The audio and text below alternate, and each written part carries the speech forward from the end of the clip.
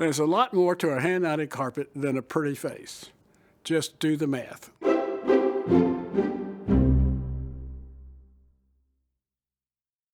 From conception to shipped finished product, every hand-knotted rug involves at least 46 steps, from shearing sheep and carding the wool to finishing, packaging, and shipping the rug to the customer.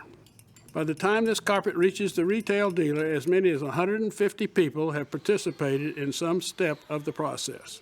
Carpets are constructed on upright looms made of a vertical warp and horizontal weft strings. Pieces of yarn are tied onto the warp to produce the pile of the carpet. Hand-knotted rugs have anywhere from 16 to 4,480 knots per square inch. The majority of rug production today falls between 64 and 144 knots per square inch. Thus, a 9x12 rug would range from 995,000 to 2,240,000 total knots.